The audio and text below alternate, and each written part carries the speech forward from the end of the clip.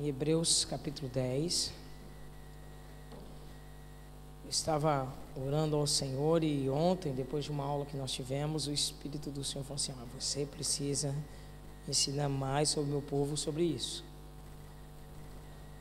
Então eu estou aqui por orientação divina para te dar essa palavra, porque hoje nós vamos falar mais um pouquinho sobre paciência. Meus irmãos, é necessário ter paciência. Amém? Então você pode se animar nessa manhã, dando glória a Deus. Você está em Hebreus capítulo 10? Todos estão, amém? Então eu queria que você lesse comigo em voz alta o verso 36, que diz: porque necessitais de paciência, para depois de haveres feito a vontade de Deus, possais alcançar a promessa.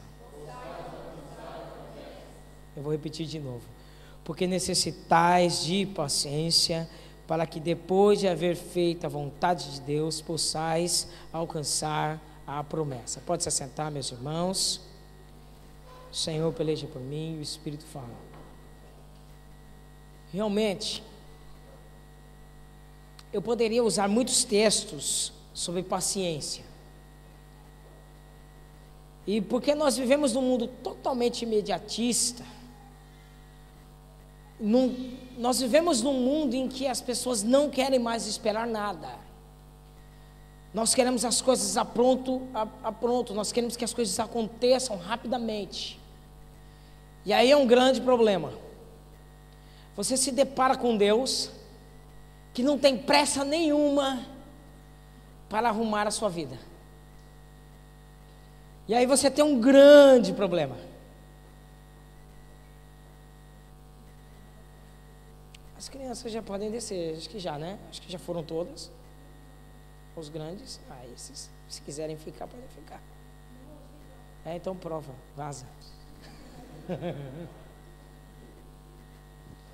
vamos lá. Você tem consciência de que você vive num mundo imediatista? Você tem consciência que as pessoas te pressionam de todos os lados, para que você tome decisões assim no calor da hora? Você tem consciência de que você está sempre sendo forçado a estar tomando decisões precipitadamente? E aí você vem para a Bíblia, e a Bíblia olha para você, e Deus usa as Santas Escrituras para dizer para você: olha, você precisa ter paciência, porque a maioria das pessoas ao seu redor são impacientes, são intolerantes, eles não suportam você estar calmo. A sua calma irrita as pessoas. Você tentar manter a calma no meio de um povo nervoso é complicado. Porque o salmista, no Salmo 120, ele diz: olha, eu sou uma pessoa de paz, mas eu habito no meio daqueles que querem guerra. Eu estou falando para eles: ó, tenha calma, seja paciente. Eles já estão brigando, estão lutando, estão em conflito. E baseado em tudo isso, Deus pegou e começou a falar no meu coração: o que significa paciência na palavra de Deus? A paciência nas Sagradas Escrituras significa tolerância, ou melhor, suportar as dificuldades que vêm de repente nos alcançando de surpresa em nossas vidas. E não sabemos por que isso acontece. A palavra diz que temos que ter sempre confiança e fé em Jesus Cristo. Nesses textos que estão aí, Gálatas capítulo 5, verso 22, está dizendo que a paciência faz parte de um fruto que Deus colocou dentro de nós. Então todo aquele que é cristão e serve a Jesus Cristo, ele tem dentro de si o Espírito Santo de Deus. Então, se você tem o Espírito Santo de Deus, dentro de ti está o fruto do Senhor, que é gerado, trabalhado, cada dia, cada momento, cada instante, você é trabalhado. E nesse fruto há uma parte dele que se chama paciência. Então, se você está em Deus, você tem que ser paciente. Tessalonicenses também vai dizer as mesmas coisas, que nós precisamos ser, que nós conquistamos as bênçãos do Senhor através da paciência. Hebreus 12:1 fala que apesar dos conflitos, das lutas, a paciência nos garante a vitória. Esperar, descansar e confiar nas promessas de Deus, depositando a fé nele, porque sem esta fé não agradamos a Deus e aí perdemos as nossas bênçãos. Eu tenho, irmãos, que dizer uma péssima notícia. A maioria da igreja perde as bênçãos do Senhor por serem impacientes. Agora, deixa eu aproveitar que você está aqui nesse culto, para perguntar para você: você é impaciente? Você tem paciência? Até quando vai a sua paciência? Qual é o teu limite de paciência? Porque como cristãos, nós aprendemos que, em Tiago, no capítulo 5, do verso 7, Tiago está escrevendo e diz assim: olha, vou te dar o tempo que você precisa ser paciente. Vou falar até quando você tem que ser paciente. Você é cristão? Sim, sou cristão. Você serve a Jesus Cristo? Sim, a Jesus Cristo.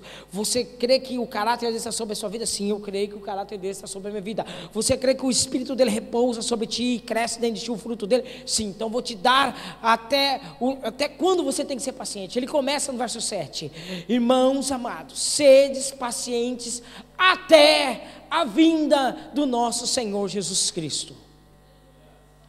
Então, o seu limite de paciência termina quando Jesus voltar. É difícil dar glória a Deus nessa hora, né, irmãos? Mas é necessário. Pastor, peraí, deixa eu ver se eu entendi, que eu acho que eu não entendi direito não. O senhor está dizendo que eu só posso perder a paciência depois que Jesus voltar? Exatamente. Seu limite de paciência termina quando Jesus voltar. Enquanto Jesus não voltar, você tem que ser paciente. Eu tinha um amigo meu lá no Brasil, e toda vez que eu ia pregar assim, ele vinha assim: olha, irmão, deixa eu dizer uma coisa para você, não me pregue mais o Salmo 40, e nem me fale de Eclesiastes 3:1, que há um tempo determinado para todas as coisas. Eu não quero nem ouvir isso. Eu falei: rapaz, para com isso, senão você vai acabar morrendo do coração. Isso foi o problema. Ele é jovem e faleceu devido a uma parada cardíaca, porque ele era impaciente. Triste, porém real. Aí nós descobrimos, irmãos, que no texto de Tiago, ele está falando assim: olha, se o tempo, seu limite de paciência, você tem que ser paciente até Jesus Cristo voltar, ele vai começar a dar um outro parâmetro. Olha, tem algo mais profundo ainda, você tem que ser como um lavrador que lavra a terra. Você vai fazer sua parte, você vai preparar a terra, você vai adubar a terra, você vai arrumar toda a terra, mas você terá que esperar a chuva cair, e você terá que esperar a terra produzir. O que nós aprendemos com isso?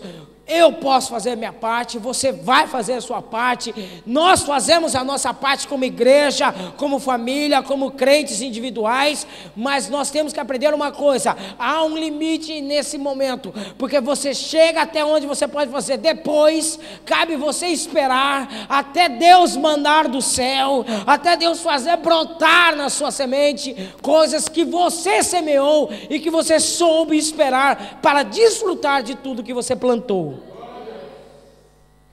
A paciência revela a nossa fé no fato de que Deus sabe qual é o melhor tempo. Margaret Thatcher uma vez disse: eu sou extremamente paciente, contanto que consiga o que quero no final. Quando tudo está indo do jeito que queremos, é fácil demonstrar paciência. Quando tudo está acontecendo ao seu favor, é fácil você dizer: sou paciente.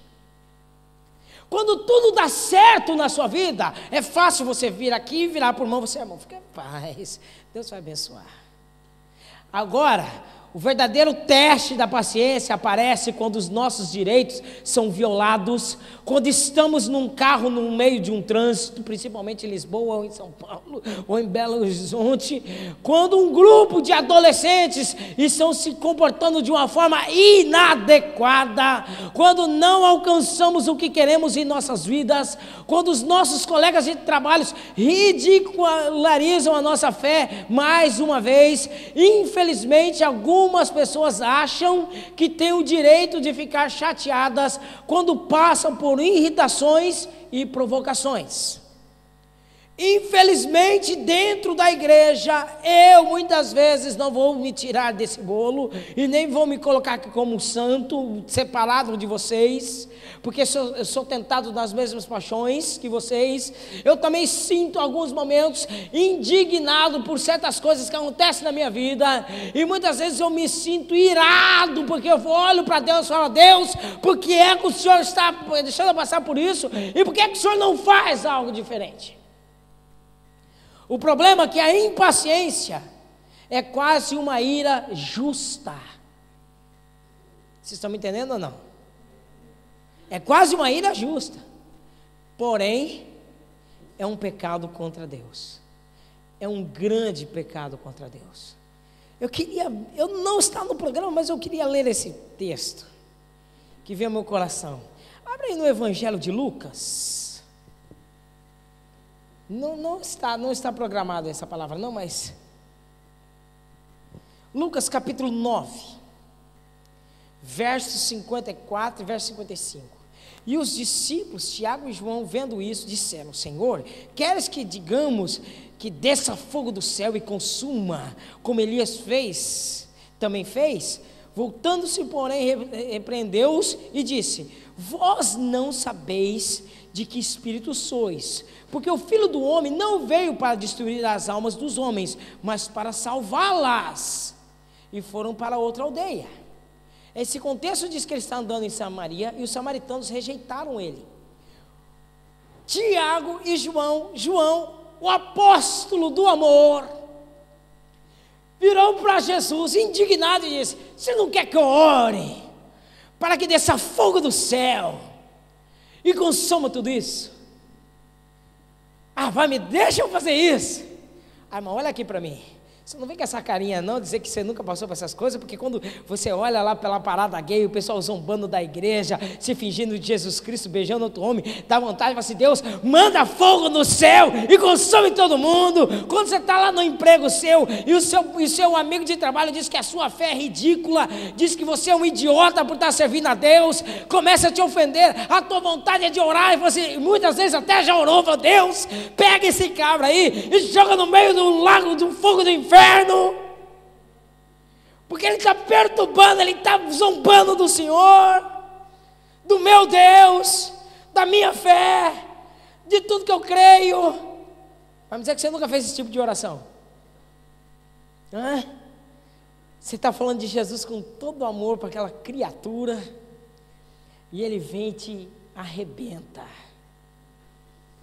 Você está falando com todo amor para o filho, para a filha, assim: olha, Jesus, minha filha, mãe, deixa para lá, e começa a zombar, não sei o que, dá vontade de pegar logo o chinelo, dá vontade de pegar a cinta, pegar o que tem e colocar em prática um texto bíblico que fala: corrija seu filho com a vara. Mas não é verdade, é isso que acontece. A impaciência até que é uma ira justa, é até justo, mas é um pecado contra Deus. Você está me entendendo ou não? Porque o próprio Tiago diz o seguinte: a ira do homem não provoca a justiça de Deus. Você está sendo injustiçado? Olha aqui para mim.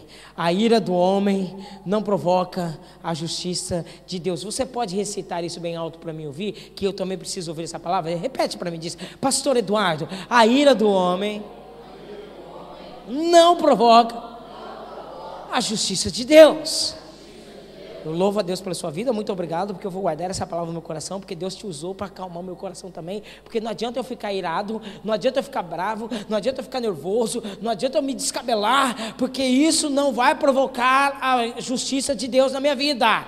Deus age quando o meu coração está em paz, quando aquilo jamais não tem mais nada a ver com o meu coração, e ao invés de eu ficar pedindo fogo, eu ouço a voz de Jesus e diz assim: olha, você sabe de que espírito você é, você não é o espírito que mata, que destrói, que adultera, ou que faz as coisas erradas. Você é de um espírito que vivifica, você é de um espírito que traz vida, e vida com abundância. Ao invés de você pedir para matar, peça para o meu espírito converter. Ao invés de você pedir para exterminar, peça para o meu espírito trazer paz e mudar a mente deles. Glória a Jesus. Irmão, vocês não sabem como eu estou apanhando nesse culto. Você acha que essa palavra só entra em vocês, né? Porque precisamos da paciência. Porque aguardamos com paciência a nossa completa salvação. Romanos 8, 24, 25. Ora, diz assim: se você espera alguma coisa e você vê, você não está esperando.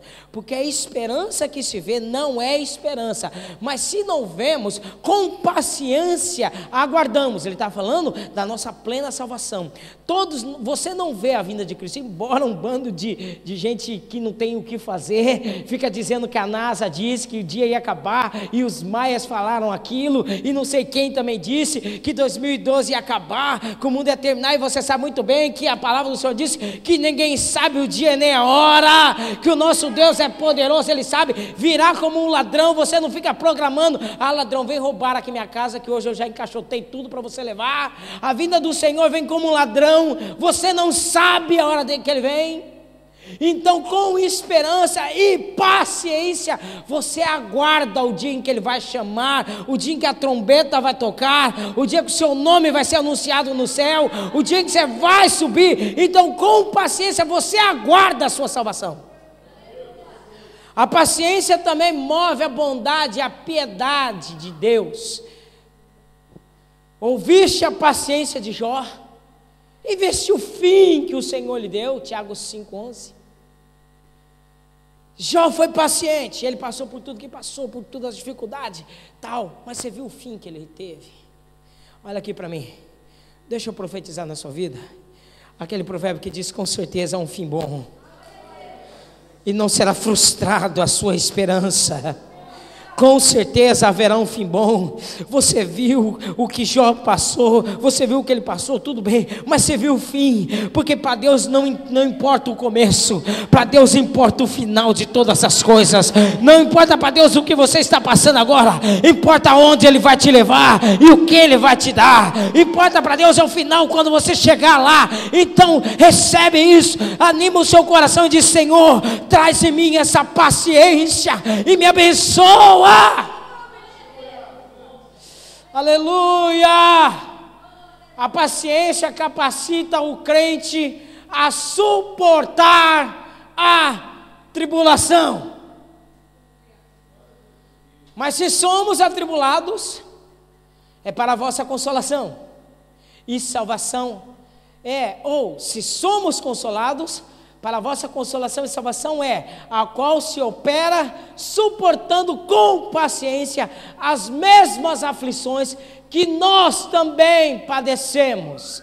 2 Coríntios capítulo 1, verso 6. A paciência faz você suportar todas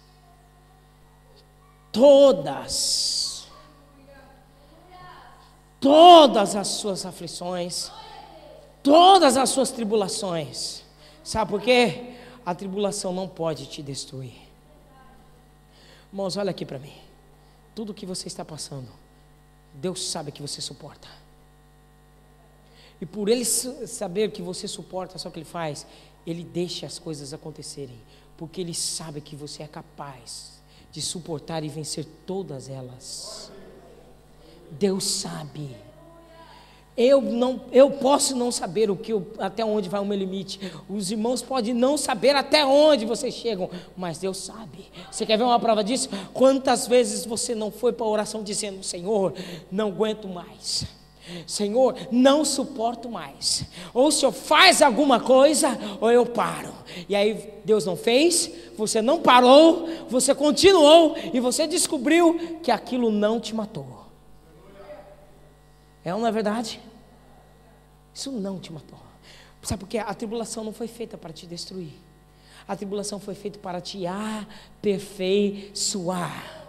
A tribulação foi para mostrar para você quem realmente você é. Você não é essa casca frágil que você pensa que você é. Dentro de você é um espírito ousado. Dentro de você é um espírito poderoso, que suporta a luta, que suporta a adversidade, que suporta vento, que vence barreira, que derruba gigante, que mata leão, mas vence todas as adversidades.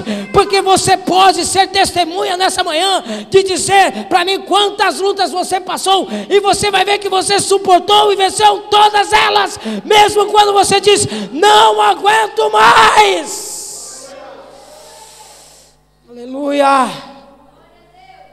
É a promessa de Deus, é alcançada por meio da paciência.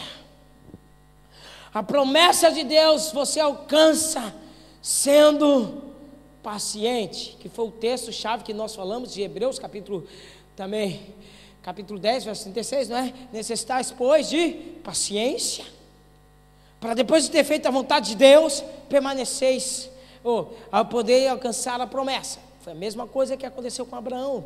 Hebreus capítulo 6, verso 13, fala, e tendo Abraão esperado com paciência, alcançou a promessa.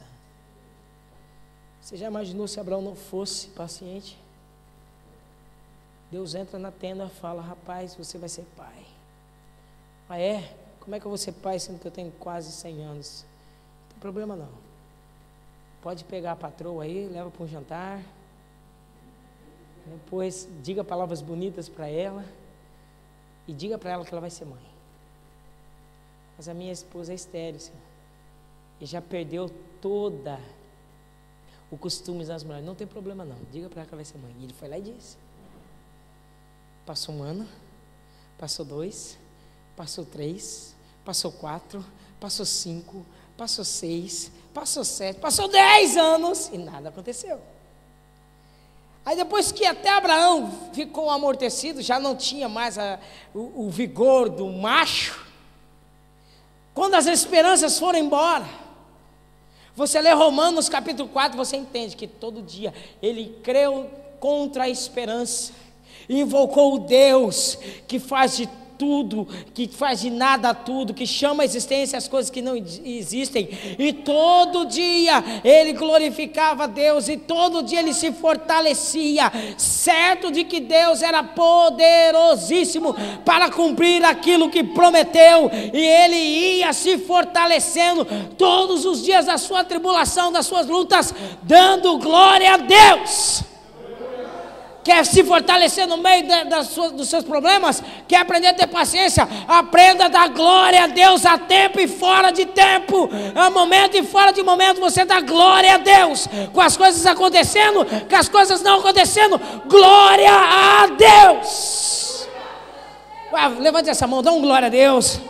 Por alguns instantes adore ao Senhor. Você está no culto a Jesus. Nós glorificamos ao Senhor por tudo que passamos no ano de 2012, Senhor Deus, de bom, de ruim. Eu quero dizer publicamente que nós glorificamos o Teu nome. Aleluia! A paciência é fortalecida com a leitura das Escrituras, para que pela paciência e consolação das Escrituras tenhamos esperança. Romanos 15, 4. Você sabe que você vai passar por tribulação, sabe ou não sabe? Se a pessoa que está ao salão não sabe, te cutuca e fala assim, acorda, Alice, você não está no país das maravilhas. Acorda, acorda, bela adormecida, olha aqui, deixa eu dizer uma palavra para você. Você vai passar por tribulação. Terrível ser profeta de Deus. Você vai passar por tribulação. Você mora num mundo injusto, você mora num mundo pecaminoso, você corre contra todos, você nada contra a maré, você é o esquisito, o diferente, então você vai sofrer, você vai passar por tribulação. E Romanos 5, e aí acontecem umas coisas que eu me indigno. Desde quando era criança, eu vi umas coisas que me faziam confusão. Eu já vi pessoas subirem de púlpito e dizer: não peça paciência para Deus, porque se você pedir paciência para Deus, vai te vir tribulação. Não peça paciência. E eu vi gente ensinando isso. Meu irmão, você pedindo ou não pedindo paciência para Deus, você passará por tribulação. Você querendo ou não querendo, você passará por tribulação. Então aprenda o que Romanos diz assim: olha, a tribulação vai provocar em você paciência. Essa paciência vai provocar em você experiência. Essa experiência vai provocar em você perseverança. E essa perseverança sua vai provocar esperança. E a esperança não confunde. Quem confia em Deus não anda confundido. Amém, irmãos? A paciência de Deus é um aspecto importante no seu amor. Sabemos que Deus é amor, 1 João capítulo 4, verso 8, e que o amor é paciente, 1 Coríntios 13, 4, e também o verso 7 desse mesmo capítulo de 1 Coríntios diz: tudo sofre, tudo crê, tudo espera, mas o amor jamais acaba. Jeremias capítulo 31, verso 3 diz: eu te amei, e ele está falando de um povo pecaminoso, eu te amei e te amei eternamente. Nada muda o meu amor. Você pode fazer o que você quiser, eu vou continuar te amando, mas não vou concordar com o que você faz. Você vai colher pelo que você planta. Mas tem uma coisa: eu nunca vou deixar de te amar. Eu sempre vou acreditar que você vai mudar. Eu sempre vou acreditar que você vai ouvir a minha palavra. Eu sempre vou acreditar que no momento da sua vida você vai abandonar tudo que é de errado e vai andar segundo os meus preceitos, segundo os meus estatutos, e vai alcançar as minhas vitórias. Eu sempre vou crer. Deus pensa dessa forma. Você já imaginou se Deus pensasse com a impaciência que nós temos? Você já imaginou se Deus olhasse para o pastor Eduardo, e como todos os outros pastores daqui, também vou colocar todo mundo no bolo hoje. Imaginou se Deus olhasse com a nossa impaciência? Você já imaginou se Deus olhasse para você e falasse: não, vou te julgar segundo a sua própria impaciência? Você já imaginou isso? Por isso nós temos motivos de sobra para agradecer a Deus, porque sem dúvida alguma a paciência ou a longanimidade é um aspecto importante do amor de Deus. É uma qualidade divina expressada várias vezes nas nossas vidas. Deus é extremamente paciente comigo e com você, porque eu e você falhamos, e Ele age com paciência. Imagina se você estivesse num jogo como de futebol, de 3 cartões, de 2 cartões, 2 amarelos, o terceiro você está fora. Você já imaginou se Deus pensasse assim? Olha, vamos fazer o seguinte: a primeira você vai ser advertido, a segunda você vai estar fora, mas na terceira você perde. Te dou um cartão vermelho, nunca mais você entra em jogo. Você já imaginou se Deus pensasse assim? Já imaginou como é que seria? Passa aí que eu acho que eu tenho muita coisa para falar hoje. Os problemas causados pela impaciência. Todo impaciente é um murmurador por natureza. Você vê como ninguém dá glória a Deus nessas horas? Todo impaciente é um murmurador por natureza. Quer saber se ele é impaciente? Ouça o que sai da boca dele. A murmuração é exteriorizar a nossa impaciência. Nos faz perder o controle de todas as situações. Todo impaciente é descontrolado. Ele faz as coisas na hora errada, ele pega quando não é para pegar, ele entra quando não é para entrar, ele sai quando não é para sair, ele faz tudo errado. Provérbios 19:2 é uma evidência clara na vida de um impaciente. Não é bom fazer as coisas sem antes refletir, e peca quem é precipitado.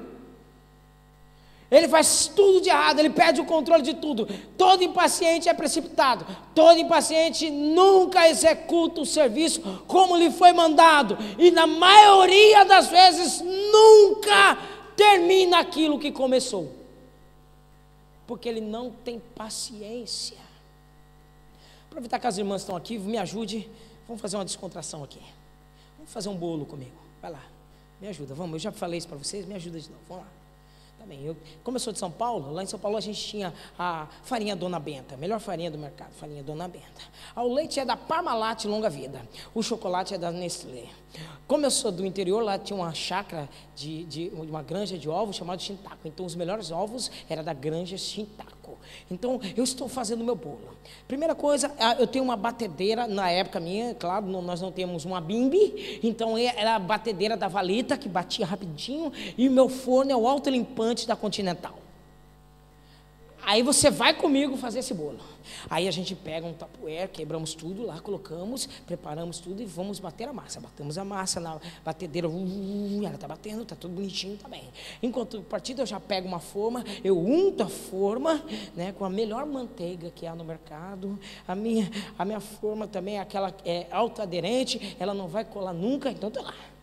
Passo. Depois que eu bati tudo, eu peguei, coloquei um recheio muito gostoso, fiz o bolo completo assim e coloquei, abri, deixei pré-aquecido o meu forno e de repente coloquei o meu bolo lá dentro e fechei. Amém? Até aí, tudo certo, né? Só tem um problema. Eu pego o reloginho e falo 45 minutos. Mas eu estou em cólicas, porque eu estou tão feliz, porque todo o produto que eu usei é da melhor qualidade. Aí o que eu faço? Eu não sei esperar, e com 15 minutos eu começo a dar as minhas espetadinhas. Eu começo a dar, olha, e começo a abrir o forno. E aí eu comecei a perceber que o meu bolo começou a ficar estranho. E aí eu comecei a perceber que um lado cresce e o outro não cresce. E aí eu começo a ficar preocupado. E aí como eu olho no relógio, só andou 15 minutos. E eu fico com aquela pressa e de repente, como eu sou impaciente, eu abro o forno e descubro que toda a mercadoria de melhor qualidade não serve para nada à frente à minha imparcialidade. Ou a minha impaciência. Você é assim. Nós somos assim.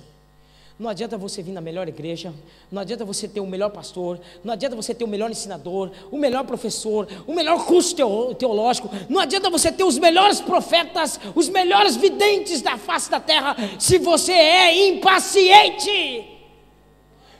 Você não desfrutará daquilo que Deus quer, porque você é impaciente.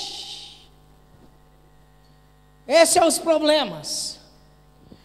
Agora a gente vai trabalhar, não sei se vai dar tempo de nós falamos. Eu poderia usar vários personagens bíblicos. Poderia falar sobre a primeira geração. 1,5 milhão, quase 2 milhões de pessoas morreram no deserto porque eram impacientes. Mas não vou falar sobre isso. Poderia falar de Jefté, aproveitar um gancho de uma pregação que nós ouvimos, sobre a impaciência dele, a precipitação dele de fazer um voto que Deus não pediu, e aí colocou a filha dele, toda a geração dele em problemas. Poderia pregar sobre isso também. Mas aí eu preferi, ontem, na aula, quando nós estamos falando sobre isso, o Espírito Santo disse assim: você tem que explicar isso claramente para a igreja. O que isso acontece? A diferença entre Davi e Saul. Então nós vamos estudar. Agora eu quero que você abra a sua Bíblia comigo lá em 1 Samuel capítulo 9, e nós vamos trabalhar muita coisa aqui. E aí você vai descobrir se você é impaciente ou não, se você está longe das promessas de Deus ou se você está mais perto ainda. Amém? Se você é mais parecido com Davi ou se você é mais parecido com Saul. Vamos lá. Davi e Saul, ambos foram escolhidos por Deus. Deus escolheu Saul e Deus escolheu Davi. Foi Deus que escolheu eles. Ambos foram ungidos pelo mesmo profeta, saíram do mesmo altar, tinham o mesmo ministério. Foram ungidos do mesmo ministério. Ambos eram pastores. Só que um pastoreava uma coisa, outro pastoreava outra. Ambos foram testados por Deus. A diferença estava no rebanho. Davi era pastor de ovelhas, mas Saul era pastor de jumentas. E quem já viu um pastor de ovelhas sabe que tem que ser mesmo paciente para ser pastor de ovelha. Porque primeiro que não tem nada de anormal ali, a não ser que venha um lobo, um leão, para você ter algo que possa te ferver o seu sangue. Ao contrário disso, você vai levar o rebanho, você vai, vem cá, eles entram, põem para comer, eles comem. Vem agora beber água, eles vêm, seguem, eles bebem água. Tem um carrapicho, você lá tira o carrapicho e pega ela no colo, ela dorme no seu colo. Não faz nada para fazer. Por isso que a maioria dos pastores de ovelha põe ali um capinzinho na boca, fica olhando para o céu, fica olhando para as campinas, fica olhando para o riacho, para o ribeiro, fica olhando para as coisas, porque é gostoso demais ser pastor de ovelha. Você não tem problema. Você não tem problema. Por isso que Davi teve tempo suficiente para escrever um monte de salmos. Rapaz, a gente já deu comida para a ovelha, já deu água para a ovelha, já cuidou da ovelha. O que você vai fazer? Vamos cantar. Deus, tu és grande, maravilhoso. Toda a terra enche pela sua glória. O Salmo 106, ele fala: Senhor, eu te glorifico porque foi o Senhor que nos escolheu como ovelhas do seu pasto. Eu glorifico o Senhor é meu pastor e nada me faltará. Deitar-me faz em verdes pastos, guia-me pelas águas tranquilas que refrigeram a minha alma. Está tranquilo. Agora tenta ser pastor de jumenta, para ver se você consegue ter paciência. Você já viu uma jumenta empacar? Você já tentou puxar uma jumenta quando ela empaca? Se você não der varada, se você não gritar, ela não anda. E depende da jumenta, ele vai empacar você gritando, batendo, você mata o bicho de tanto bater, mas ele não sai dali. E aí acontece algo terrível. Propósito de Deus. As jumentas de Saul somem, duas, do pai de Saul. Aí ele olha, Saul, faz o seguinte: vai atrás das minhas jumentas, porque eu valorizo mais as minhas jumentas do que você. Vai atrás dela. Ele chamou um amigo dele e vamos. Se você está comigo, em 1 Samuel capítulo 9, a história toda. Vai saber que ele tinha um homem chamado Quis, que tinha um filho chamado Saul, que ele era bonitão, altão, porém o pai colocou ele no trabalho forçado. Vai trabalhar. E aí foi. E aí ele levantou. Só que quando ele estava chegando perto da casa de Samuel, ele falou: rapaz, a gente não está encontrando as jumentas. O que a gente faz? Rapaz, eu sei que tem um pastor ali, Deus revela as coisas para ele. Tem um vidente ali. Sabe o que a gente faz? Vamos lá.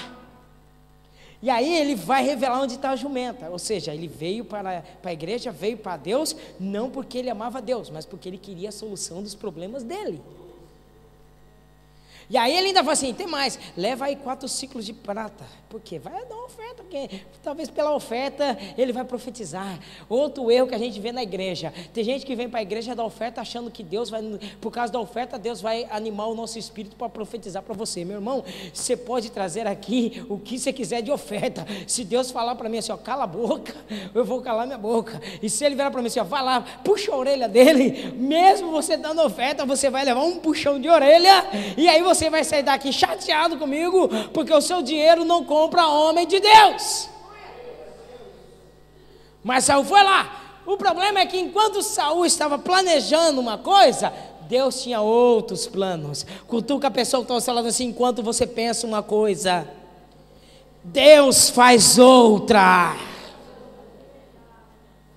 Aí ele chegou, bateu na porta, abriu a porta. Eu estou me adiantando, que a história é muito longa, eu estou querendo adiantar. E ele chega lá, fala: olha, antes de você chegar aqui, meu filho, Deus já tinha me revelado uma noite antes que você ia vir, e é você que Deus quer como capitão. E tem mais, já vou revelar para você o seguinte: sabe aquelas jumentas que você estava querendo buscar? Antes de você tirar essas moedinhas do bolso, sabe o que acontece? Sabe aquelas jumentas que há 3 dias estão sumidas? Já foram achadas. Senta aqui, dorme, amanhã a gente vai conversar. E aí ele chega a ter uma festa, preparam lá um jantar, colocam ele como honra e dá para ele um pedaço da coxa do sacrifício. O que é isso? Significa que quando você é escolhido por Deus, mesmo você não querendo, você tem lugar de honra, mesmo você não sabendo de nada, Deus te faz desfrutar de coisas que você nem imagina. E aí depois que ele está lá, ele está dormindo, fez todas aquelas coisas, levanta, Samuel pega e fala para ele assim: ó, Saul, manda o seu amigo ir para frente. O que acontece? Acontece que tem pessoas do seu lado, pode ser seu amigo, pode ser camarada, mas ministério é uma coisa, amizade é outra. Deus vai revelar coisa na sua vida, mas não vai revelar para o seu melhor amigo. Sabe por quê? Para que se cumpra a palavra do Salmo 25, verso 14, que diz que o segredo do Senhor é somente para aqueles que o temem, e a esses Ele vai fazer conhecer os seus segredos. Quer receber o segredo do Senhor? Quer receber a intimidade do Senhor? Aprenda a temê-lo, aprenda a buscá-lo, que aí Ele vai vir pessoalmente para você e falar assim: vou te contar coisas que eu não vou contar para os outros, vou revelar coisas da minha palavra que pessoas de seminário não vão saber decifrar, porque quem tem intimidade com Deus, Ele revela os mistérios espirituais das nossas vidas. E aí depois que tudo isso acontece, ele estava assim: ó, você vai ser ungido tal. E ele começa a falar: olha, vai te acontecer uma coisa, eu não vou me adentrar porque a história é muito longa, mas é rica em detalhes. A revelação que ele dá, a profecia que Samuel profere, ele começa a revelar coisa do íntimo. Profecia é isso. Profecia não é essa banda de coisas que a gente ouve de vez em quando dentro da igreja, irmãos. Umas coisas furadas na lógica. Não, ele começa a profetizar: não, eu vou revelar o que tem no seu coração. Verso 20, olha, as jumentas já há 3 dias sumiram, já estão reveladas. Deus te trouxe aqui porque Ele tem algo especial. E ele começa a revelar. Não se preocupa não, sabe o que vai acontecer? Saul vira para ele e fala assim: mas eu sou o menor, sinal de humildade. Você é humilde? Deus fala: você é humilde, então você vai desfrutar do melhor, dá o melhor pedaço para ele. Aí depois, quando tudo acontece, ele fala no capítulo 10, eu te dou autoridade, eu libero a unção e te dou sobre você uma missão. Quando você está na presença de Deus, Deus te dá autoridade, libera a unção sobre a sua vida e te dá uma missão para você executar. Ele vai dar detalhes numa profecia. Qual é o detalhe? Assim: olha, quando você chegar lá em Gelsa, perto do túmulo de Raquel, não é perto do túmulo de José, não é perto do túmulo de Maomé, não é perto do túmulo de Abraão, é no túmulo de Raquel. Quando você chegar lá, perto do túmulo de Raquel, em Gelsa, nos limites de Benjamim, não é em Judá, é em Benjamim. Quando você chegar lá, aparecerão 3 homens, não é 2, não é 1, não é 5. Então aprenda quando Deus falar com você. Se Deus falar é carro preto, não é branco. Se Ele fala que é branco, não é verde. Se Ele falar é 3, não é 2. E Ele diz: olha, vai aparecer 3 homens. E esses homens vão trazer uma notícia. Qual é a notícia? Eles vão dizer o que eu já falei para você: as jumentas do seu pai já foram encontradas, e agora a preocupação do coração dele é com você. O Deus mudou o coração do seu pai. Ele não está mais pensando no material, ele está valorizando mais a família. Ele está preocupado com você. E aí você vai andar mais um pouquinho, quando você chega perto do carvalho de Tabor, você vai encontrar mais 2 homens.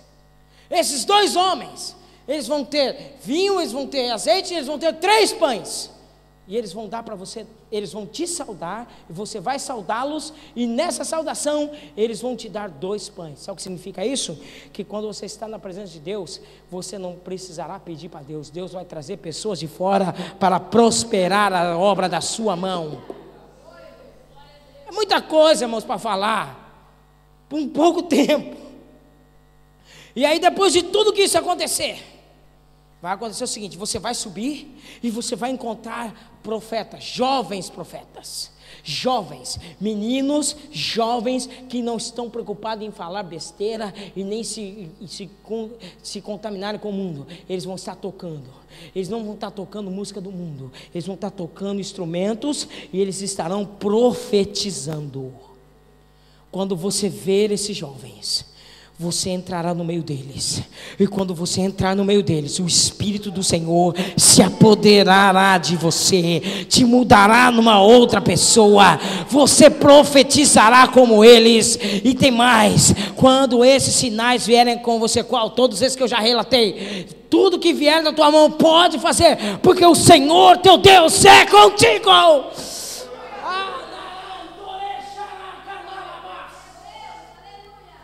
Isso é uma profecia.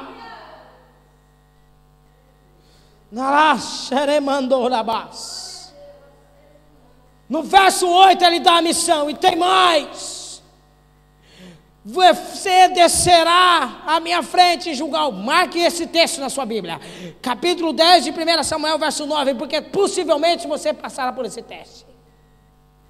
Eu vou te dar uma ordem. Qual é a ordem? Você tem que aprender com o líder, que sou eu, e você é o liderado. Eu dou a palavra, você executa. Qual é a palavra? Você vai descer na minha frente em Gilgal. Tem um lugar, é em Gilgal. Você vai chegar em Gilgal, você vai esperar eu descer depois, porque eu vou sacrificar o holocausto e eu irei fazer as ofertas pacíficas. Ali você vai esperar 7 dias, e depois que você estiver lá, eu vou declarar o que você deve fazer. Samuel acabou de falar. As coisas começaram a acontecer. Quando ele chegou no meio dos profetas, o Espírito do Senhor tomou Saul, e ele começou a profetizar. Por isso que tem um provérbio que diz: está Saul entre os profetas? Claro que agora, depois dos erros dele, isso entrou para um lado pejorativo, isso entrou para um lado ruim, porque depois de tudo que ele fez, virou motivo de chacota. Por isso que quando tem gente que não tem nada de Deus, começa a profetizar no meio da igreja, o pessoal começa a falar assim: está Saul no meio dos profetas. Isso, nessa época, esse provérbio não era dessa qualificação ruim. Hoje é. Ele errou, então as pessoas, quando começavam a ver alguém que não tinha Deus, que estava fazendo as coisas com máscara, com fraudulência, fazendo as coisas de uma forma errada, Deus levantava os profetas, eles começavam a dizer: está Saul entre os profetas. Ou seja, está alguém profetizando coisas que não é de Deus. Mas não é esse o caso. O que importa é a ordem. Se você abre sua Bíblia agora, no capítulo 13, verso 8.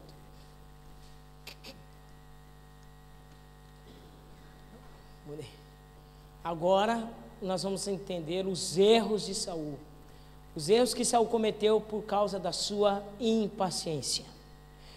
Ele se precipitou em tudo que fazia, ele nunca admitia seus erros e sempre se justificava. Ele tinha sempre alguém para acusar ou transferir suas responsabilidades. Daqui a pouco a gente entra aí. Onde é que nós aprendemos? Verso 8. E esperou Saul 7 dias. Peraí, pastor, vamos parar por aí. Ele esperou 7 dias, o tempo que Samuel tinha determinado. Não vindo, porém, Samuel a Gilgal, marque isso, o povo se espalhava dele. Então disse Saul: trazei-me aqui o holocausto e ofertas pacíficas, e ofereceu o holocausto. Primeira coisa que nós vamos ter que aprender aqui, para você saber se você é impaciente ou paciente: quando você receber uma coisa, como é que você espera? Porque ele esperou 7 dias, mas o Salmo 40 diz: esperei com paciência no Senhor, e Ele se inclinou para mim, e ouviu o meu clamor, e tirou os meus pés de um charco horrível de lama, e firmou os meus pés sobre uma rocha.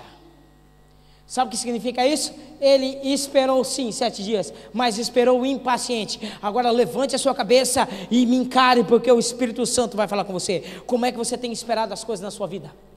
De que maneira você tem esperado as promessas de Deus? De que maneira você tem se comportado? De que forma você tem esperado? Se você tem se esperado impaciente, você pode até chegar no tempo determinado, mas as coisas não irão acontecer.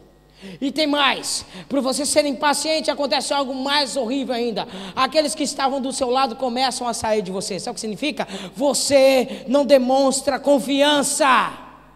As pessoas vão olhar para você e vão ter medo, porque você é impaciente e fala, olha, ele vai me abandonar. Você não passa confiança, porque quem é impaciente, ele logo, logo abandona o barco. Então as pessoas abandonaram ele primeiro, porque sabiam que ele iria também abandonar. Ele iria se precipitar. Agora olha aqui para mim. Independente se as pessoas se afastam de você, independente se as pessoas da sua confiança te abandonam no dia da sua adversidade, você tem que crer que Deus está com você.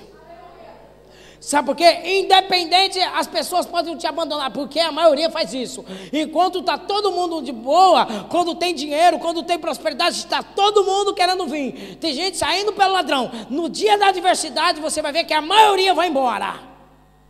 Então você não deve viver pelas pessoas que estão te abandonando. Certeza é, se Deus é na sua vida, pode sair quem quiser. Pode afastar quem quiser, irmãos. Certeza que Deus está com você. Romanos 10, verso 8 diz: uma convicção tenho, que a palavra de Deus está comigo.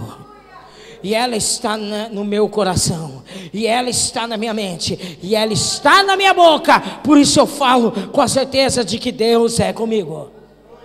Meu irmão, se Deus está com você, pode liberar um glória a Deus mesmo, pode ficar feliz, pode ver as pessoas se afastando, sabe por quê? Deus não te deixará, Deus não te abandonará. Aleluia! Mas o Saul não tinha essa convicção. Por ele não ter essa convicção, ele ofereceu o holocausto, fez o que não devia fazer. Chegando lá, ele termina de fazer o holocausto, ele levanta a cabeça e Samuel está chegando. E aí ele sai para saudá-lo. Quando ele chega, Samuel olha para a cara dele e fala assim: me diga lá o que é que você fez. E aí começam os erros. Aliás, já tinha começado alguns, mas aí ele começa a fazer as piores coisas. O que ele faz? Ele começa a dizer: visto que o povo se afastava de mim, ele vivia pelaquilo que ele via. Ele não tinha fé, ele dependia das pessoas, ele não dependia de Deus. Eu estava vendo que o povo se afastava de mim. Tu não vinhas no tempo que você determinou. A culpa não é minha, a culpa é sua. A culpa é sua.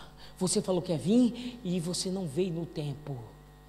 E por causa disso aconteceu, os filisteus já tinham se acampado em Micmas. Ou seja, os meus problemas já estavam vindo contra mim, já estavam lá acampados, mas não estavam lutando contra ele. E aí ele disse: tem outro problema. Então eu disse, ou em outras palavras, então eu pensei comigo mesmo. Tive um tete-a-tete com o meu íntimo. Coisa que muito crente dos dias de hoje faz. Não quer consultar a Deus e vai tentar descobrir com as suas próprias experiências. Então eu pensei comigo mesmo. O que ele pensou? Bem, descerão agora sobre mim os filisteus em Gilgal, ou seja, os meus problemas virão sobre mim. Quem daqui já não sofreu por antecedência? Você paga a renda dia 8, hoje é dia 16, você estava assim: ai, dia 8, ai meu Deus, eu não vou ter dinheiro, ai, o credor vai bater na minha porta. Você já profetiza antes, você vivencia a desgraça antes, você chama a existência a sua derrota antecipadamente e morre por antecipação, e aí acontece. Aí ele diz: não, eles iam vir sobre mim em Gilgal, e tem um problema. Qual o problema? Eu nem a face do Senhor orei. Cutuca a pessoa que está ela fala assim: você tem orado a Deus? Não. Seja profeta, vai. Olha bem nos olhos da pessoa e fala assim: olha aqui na minha cara, olha em mim, cara, olha nos olhos, olha, não, para o que você está fazendo, olha nos olhos dela, não olhe para mim, olha para a pessoa, olha nos olhos dela, fala assim: olha, você vai ouvir uma palavra de Deus agora. Não, mas fala alto, você vai ouvir uma palavra de Deus. No meio dos seus problemas, das suas adversidades, você tem orado a Deus? Agora olha aqui para mim. Salmo 105 diz: na oração, Senhor, te busco, e na oração espero a resposta. Tem gente que até ora a Deus. Deus, não sei o que, não aconteceu, vamos fazer. Na oração eu te busco, na oração eu espero resposta. Deus não respondeu, não para de orar. Deus ainda não falou, não vai fazer nada. Deus não fez nada, então você também não faz nada. Porque quem é Deus não é você, é Ele, e Ele sabe o tempo certo. Qual foi o erro dele? Não orei, e tem mais, forçado pelas circunstâncias. Fui forçado, eu não queria. Mas na hora que a conta bateu, eu tive que fazer alguma coisa. Na hora que eu vi que a minha família ia passar por fome, ela não estava passando, mas eu pensei que já vi meus filhos tudo pedindo comida. Olha, na hora que eu vi que as coisas deram errado, forçado pela circunstância, eu tive que fazer qualquer coisa. E aí violentei-me, forcei a barra, fiz o que não devia, mas fiz. E pronto, está feito. Aí então Saul disse assim: agiste neciamente e não guardaste o mandamento do Senhor teu Deus, que te ordenou, e agora o Senhor teria confirmado o teu reino sobre Israel para sempre, mas porque você fez tudo isso de errado, Deus já levantou um substituto para você, levantou um homem segundo o coração dele, e Deus já rejeitou. Ele precipitava em tudo que fazia, e nunca admitia os seus erros, sempre se justificava. Ele tinha sempre alguém para acusar, e transferia sempre as suas responsabilidades. Ele não era totalmente obediente, nem totalmente desobediente. Agora, me provoque aí. Diz: pastor, mais alto, pastor. Deus não é misericordioso? Deus não dá uma segunda chance? Deus dá uma segunda chance. Dá um glória a Deus, porque Deus dá uma segunda chance. Deus é misericordioso. E no capítulo 15, Deus vira assim: não, vou dar outra chance para ele. Samuel intercedeu. Deus, ele é novinho. Deus, o Senhor pegou ele não foi treinado, ele não passou pelo centro de treino. Ele não foi forjado. Senhor, dá mais uma chance. Agora deixa eu dizer para aqueles que são intercessores e vivem intercedendo para a gente, que vivem dando trabalho para a gente: continue orando, Deus vai dar uma segunda chance para ele. Deus, não, continua orando mesmo, ora, interceda a Deus, eu sei que ele faz tudo de errado, eu sei que ele está fora da tua vontade, Deus, mas eu estou orando, dá uma segunda chance para ele, por favor. Se ele não te busca, eu te busco, Senhor. Se ele não tem crédito com o Senhor, olha a minha vida. Se eu tenho crédito, Senhor, dá uma segunda chance ao teu servo. Deus ouviu a oração de Samuel, que é um intercessor, e deu uma segunda chance. Deus vai ouvir sempre a sua oração e dará sempre uma segunda oportunidade para aquele que vive te dando trabalho. Só tem um problema: ele tem livre-arbítrio. Deus vai dar uma segunda chance. Só tem um problema: ele terá que escolher. E aí ele recebe uma outra ordem. No capítulo 15, você vai descer até aos amalequitas, vai destruir tudo. Não quero nada. Aí você nunca se perguntou por que Deus mandou matar desde homens a crianças, mulheres e animais? Nunca te foi confrontado com alguns ateus, dizendo, ateus entre aspas, porque para mim não existe ateu. É ateu até o dia em que o dê positivo o exame de SIDA. É ateu até o dia que dá positivo o exame de gravidez da namorada. É ateu até o dia que sobe num avião e o avião passa por uma turbulência. Aí ele lembra de Deus como nunca. Então, para mim, ateu não existe. A pessoa só vai mostrar para mim se é ateu mesmo no dia que um avião estiver despencando e ele fala: não acredito em Deus. Entendeu? Aí eu vou crer que ele é ateu. Fora isso, eu não acredito. O ateu, para mim, não existe. Mas isso não vem ao caso. Deus virou, mas ele dá uma ordem para matar tudo. Sabe o que acontece? É que os amalequitas, como também os cananeus, eles tiveram mais de 400 anos de misericórdia para mudar os seus costumes. Aquele povo matava os filhos a fogo, eles sacrificavam a ídolo, eles eram cruéis, eles eram maldosos, e mais de 400 anos, nesse caso foi até mais dos amalequitas, mas no caso dos cananeus, eles tinham 400 anos de coisas ruins, e Deus dando situação para eles se arrependerem. Eles não se arrependeram. O que aconteceu? Eles acabaram colhendo o que plantaram. Deus levantou o povo israelita para fazer deles aquilo o que eles próprios plantaram. Então eles colheram a ira de Deus. Então o que aconteceu com os amalequitas? A mesma coisa, eles acabaram colhendo aquilo que plantaram. E nesse contexto todo ele vai, também, o que é para fazer? Vai lá, mata tudo. Aí no verso 9 diz, marque aí na sua Bíblia, marque mesmo, porque é possível estar pregando aqui para você e você está cometendo esses erros. Sabe qual é o erro? E Saul e o povo perdoaram a Agag e o melhor das ovelhas e das vacas, e segundo a sorte dos cordeiros, e o melhor que havia, e não quiseram destruir totalmente. Porém, tudo aquilo que era vil, que era desprezível, destruíram totalmente. Vamos parar aqui, meu tempo está acabando, mas eu estou me adiantando. Você tem que lembrar de uma coisa: reino de Deus, democracia. Democracia pensa, vamos pensar aí, peraí. O problema é que Saul, ele tinha comparsas. Ele tinha gente que pensava da mesma forma que ele. Ele não tinha pulso de liderança, e ele pensou pela razão lógica humana. Qual foi a lógica humana? Olha, peraí, Saul, pensa bem, você está formando um reino agora, então você vai precisar fazer aliança com novos reis. Se você for piedoso, eles serão piedosos em impossíveis guerras que você vai ter que enfrentar. Olha, e tem mais, você vai precisar das ovelhas, isso vai enriquecer o seu rebanho, o ouro. Mas separa um pouco, você está formando, você ainda não tem uma fortaleza, você ainda não tem um castelo, você ainda não tem basicamente um exército bem formado, você ainda está sendo trabalhado, então tudo isso aqui será bom. Olha, dá uma olhadinha para essas vacas, dá uma olhadinha para esses carneiros, dá uma olhadinha para essas ovelhas. Você vai jogar isso fora? E aí ele pensou como a maioria de nós, porque eu já cometi esse erro, e eu tenho certeza que você também já cometeu. É um desperdício jogar isso fora.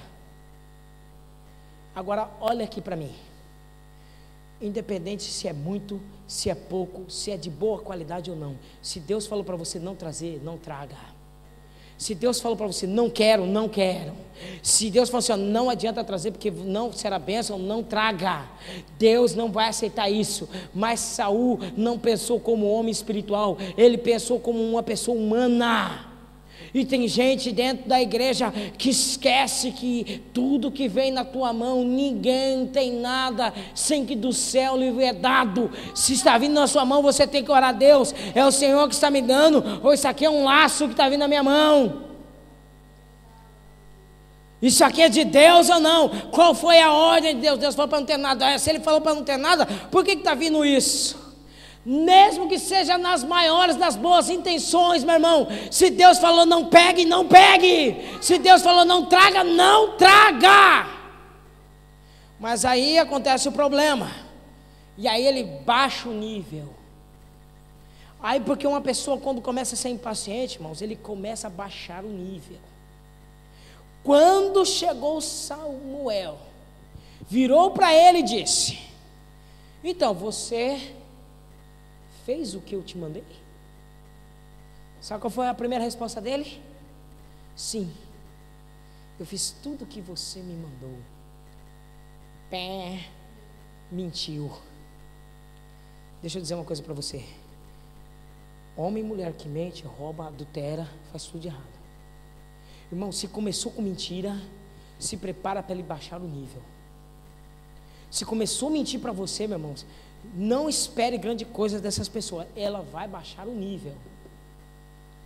Se mentiu e ainda usando a Deus, não, filho, usando coisas de Deus, não espere grande coisa dessa pessoa, ela irá baixar todos os níveis de caráter, ela irá baixar. Por isso, ou andamos em verdade ou não andamos. Se você quer falar, você quer conversar comigo, vamos falar em verdade. ainda que doa em você, porque para mim a verdade não dói, a verdade liberta, irmãos. Não, irmãos, eu tenho certeza que essa palavra não está te machucando, eu tenho certeza que essa palavra está sarando a sua vida, eu tenho certeza que essa palavra está te fazendo pensar e refletir em muita coisa. Sabe o que ele fez? Ele disse assim, não, você, no verso 13 assim, você fez o que eu te mandei, a palavra do Senhor. Ele disse, então respondeu Saul, sim, fiz tudo, só que tem um problema, o povo perdoou. Olha como é que ele desce o nível, a culpa não é dele.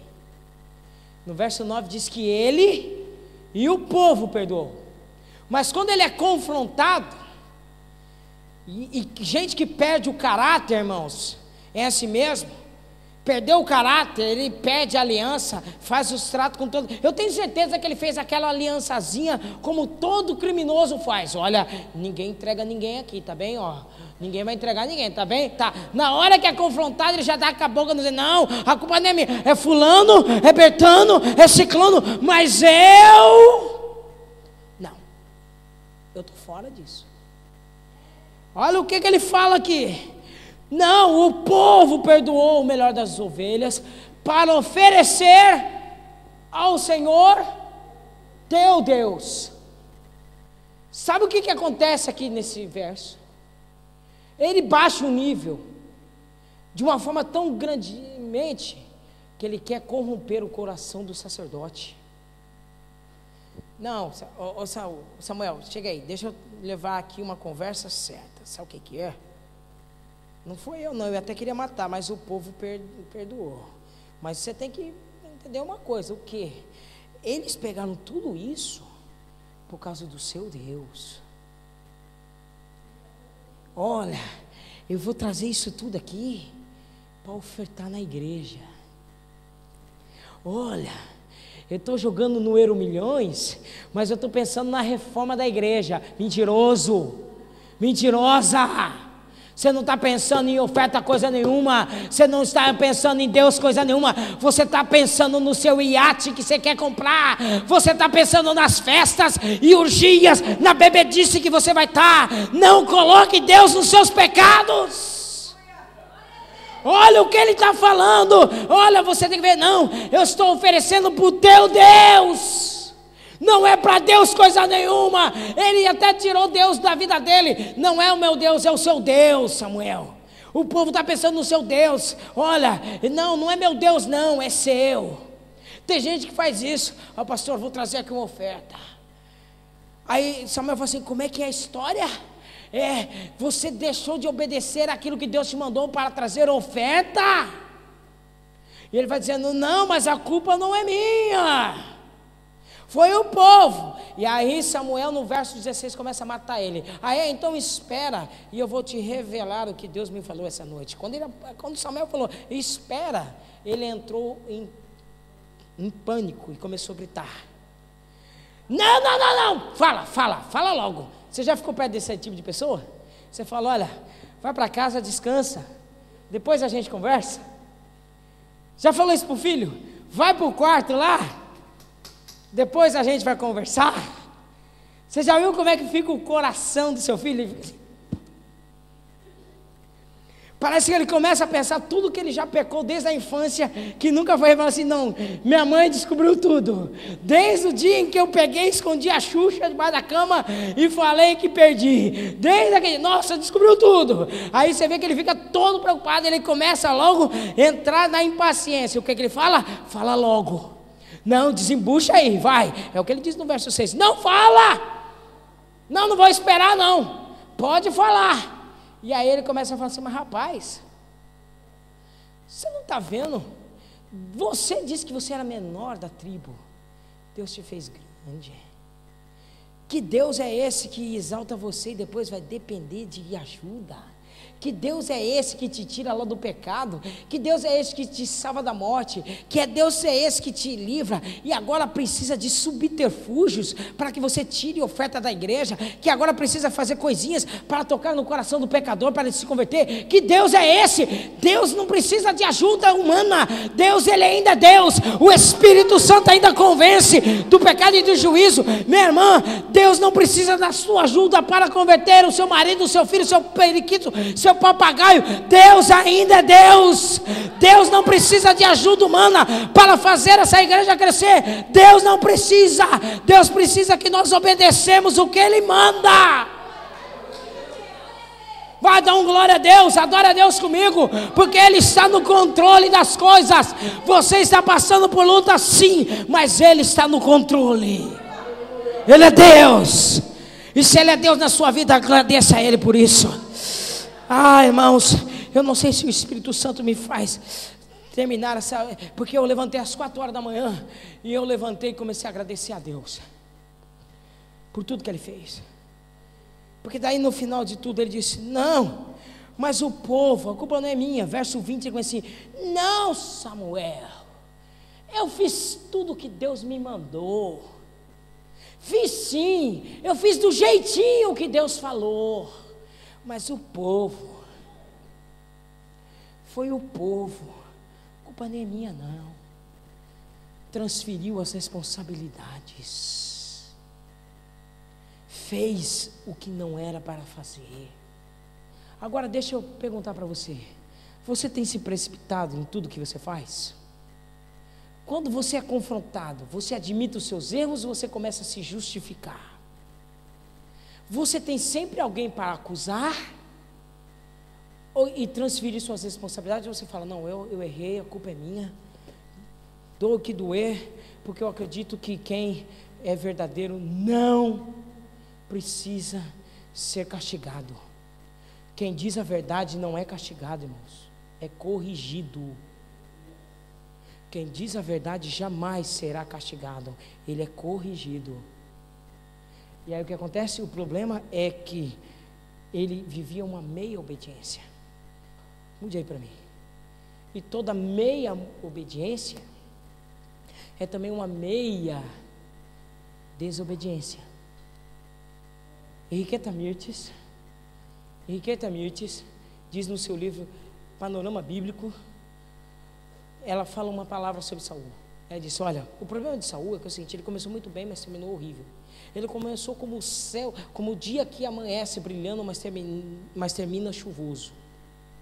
Ele até começou bem, ele teve muitas vitórias boas, ele obedeceu em uma certa parte, mas depois ele não obedeceu por completo. Sabe qual foi o problema? O problema é como se você tivesse uma terra e você vendesse quase todos os hectares dessa terra, mas guardasse apenas um no meio dela para que você possa viver. Se você guardar essa pequena terra e vender toda a grande maioria, te dá o direito de passar por todas as terras até chegar na sua casa. Isso é por lei, é determinado. Você tem livre trânsito para você chegar, porque você possui ainda ele. Sabe o que acontece? Não adianta você dar 99,9% do seu coração para Jesus e guardar 1 milésimo de coisa para o diabo. O diabo tem direito de andar por todo o teu coração para chegar aonde lhe é por direito. A conclusão de tudo isso é que só existem 2 caminhos a serem traçados: o da obediência e da desobediência. O caminho da bênção e o caminho da maldição. A obediência leva à paciência, e a paciência te faz chegar, encontrar e desfrutar da felicidade. Agora você abra comigo a Bíblia, lá onde nós começamos, onde tudo começou, em Hebreus capítulo 10. E nós vamos terminar. E aí nós terminamos aqui. Tudo bem. Se você não conhece o contexto do capítulo 10, na verdade é uma continuação desde o capítulo 9, mas ele vai dizer no verso 17 coisas maravilhosas, dizendo: olha, eu jamais me lembrarei dos seus pecados e das suas iniquidades me esquecerei. Olha que palavra maravilhosa. Quando você está na presença de Deus, Deus não vai se lembrar dos seus pecados e muito menos de tudo que você fez em iniquidade. Deus vai esquecer. E aí Ele vai te dar a graça de você poder chegar com ousadia ao santuário de Deus. Você vai ter certeza e um verdadeiro coração de inteira certeza de fé, de que tudo que o seu coração está purificado, de uma má consciência e de um corpo lavado de águas limpas, pela água limpa, você tem certeza absoluta no verso 23, que o seu Deus é fiel e naquilo que Ele prometeu, Ele não pode mentir, Ele é fiel. Mas no verso 32, antes de nós chegarmos onde nós começamos, eu tenho que explicar o porquê que Ele disse para as pessoas: olha, você necessita de paciência. E tem pessoas aqui dentro dessa sala que estão dentro desse contexto. Por isso hoje Deus te trouxe aqui para você entender a resposta para o seu coração. Sabe o que acontece? Lembrai-vos, pois, do dia que passados e que depois de seres iluminados, suportáveis grandes combates de aflições. O que acontece? No dia em que você aceitou a Jesus Cristo, você foi iluminado. O que aconteceu com você? Você suportou grandes combates de aflições. Não é verdade? Você veio para Jesus achando que as coisas iam dar tudo por certo. Você levantou a mão, acertou a Cristo, e aí as coisas, de vez de melhorarem, pioraram. E aí o que acontece? Em parte você foi feito de espetáculo, e vitupério, e vergonha, e tribulação. Em parte fosse participantes com a que assim foram tratados. Porque também vos compadecesse dos que estavam nas prisões, e com gozo permanecesse na expoliação dos vossos bens. Quem é que nunca entrou na igreja e de repente você começa: pô, mas eu me acertei com Deus, e daí meu carro quebra, eu perco o emprego, as coisas saem, os meus bens são roubados, eu passo por vergonha, as pessoas começam a dizer para mim: rapaz, depois que você se converteu, tudo deu errado na sua vida, olha, eu não estou com o seu Deus e tudo dá de sorte para mim. Você passa por espetáculo para essas pessoas, você vira motivo de chacota e zombaria, eles começam a rir de você, você está nesse contexto. E aí diz: olha, mas se você não rejeitais, pois, a vossa confiança, que tem grande vontade do galardão. E aí ele entra no verso 36 dizendo: por isso você precisa e você necessita ter paciência, para depois fazer a vontade de Deus, você alcança as promessas que Ele te prometeu. Então, se eu tenho uma promessa de Deus, eu preciso antes fazer a vontade de Deus. Para eu fazer a vontade de Deus, eu preciso ser paciente. Eu sendo paciente, eu faço a vontade de Deus, e fazendo a vontade de Deus, eu alcanço tudo o que Ele me prometeu. Você entrou aqui dizendo: Senhor, eu tenho uma promessa, e as coisas não entraram. Deus responde para você: você necessita de paciência.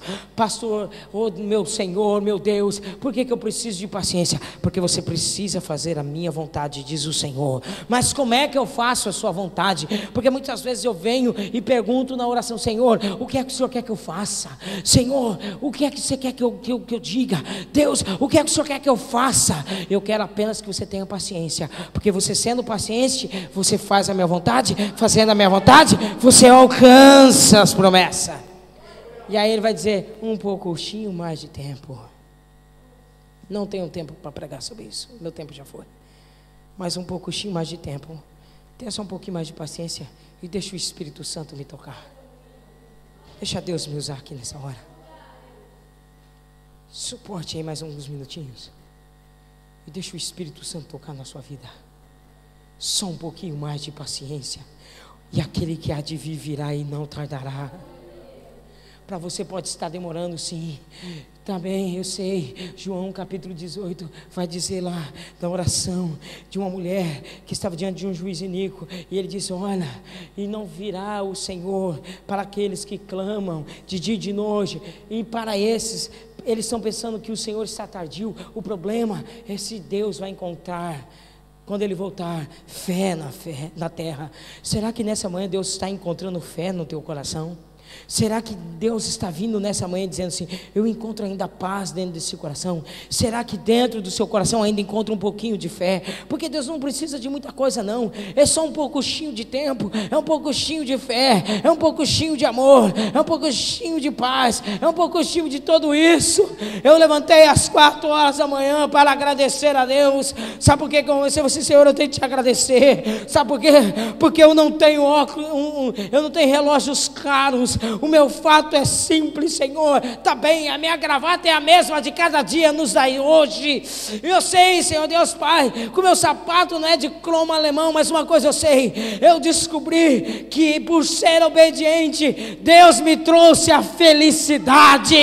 Eu não tenho dinheiro para te ofertar, nem para te ajudar, mas uma coisa eu tenho: olha para a minha vida, você está vendo um homem feliz. Quer se encontrar com a felicidade? Aprenda a ser paciente, porque quando eu esperei no Senhor, Ele me tirou da solidão, Ele me encaminhou num casamento, Ele me trouxe uma mulher, Ele me trouxe uma família. E eu comecei a pensar, falei assim: Senhor, eu estava ontem num velório de um padrasto de uma irmã da nossa igreja, e quando eu estava falando, o Senhor me deu uma palavra de 1 Coríntios capítulo 13, verso 7. O amor tudo sofre, o amor tudo crê, o amor tudo supera, tudo suporta, mas esse amor jamais acaba. E quando eu olhei, eu vi pessoas chorando por causa de uma pessoa que estava morta. Eu falei assim: tudo bem, eu louvo a Deus, porque mesmo essa pessoa estando morta, Ele conseguiu trazer um amor dentro de você que superou até a morte. Mesmo essa pessoa estando morta, você ainda derrama lágrimas por amor a essa pessoa. Agora olha aqui para mim. E eu olhei para cá e falei assim: mas sabe o que a maioria de vocês estão fazendo? Não tem coragem de dizer para os vivos o quanto ama. Não tem coragem de olhar nas pessoas que você vive e convive, o quanto ela é preciosa. Eu passo quase os meus dias dizendo para minha esposa, dizendo assim: amor, eu já disse para você que te amo, você já me disse, então eu vou dizer de novo: eu te amo. Sabe por quê? Porque eu não sei quanto tempo eu vou viver, mas enquanto eu viver, eu quero que você traga a sua lembrança o quanto eu te amo. Você já disse para a pessoa que você ama o quanto ela é preciosa para você? Você já olhou para os seus filhos, já disse: poxa, eu te amo, filha, eu te amo, e eu vou fazer de tudo para que quando você se lembrar de mim, você vai se lembrar com orgulho. Você já olhou para os seus filhos e já disse isso? Você já olhou para o seu trabalho, você já olhou para Deus e disse: Deus, eu te amo, quero agradecer-te a ti. E quando eu li isso, Deus começou a falar no meu coração: sabe o que você tem? Sabe o que você se contenta com isso? Porque você se encontrou com a felicidade, meu irmão. Todo aquele que se encontra com a felicidade tem um coração satisfeito. Se você ainda não está satisfeito, é porque você ainda não se encontrou com a felicidade. E nessa manhã eu quero te ensinar o caminho para ela, e eu vou te conduzir até ela. Porque quando você se encontra com a felicidade, meu irmão, faz o seguinte: volta para a tua casa e começa a dizer: eu amo a minha família, eu não estou morando num palácio, eu não estou lá em Cancún, eu não estou na frente de uma praia, eu não estou desfrutando de um sol quente, mas eu estou desfrutando do amor das pessoas que eu amo. Eu estou comendo com as pessoas que fazem parte da minha existência. Eu vou numa igreja onde eu olho para os meus irmãos e eu sinto prazer de se compadecer dos problemas deles. Eu choro com eles, eu me alegro com eles, eu sigo com eles, eu canto com eles, eu adoro com eles, eu anseio para ver a vitória dos meus irmãos.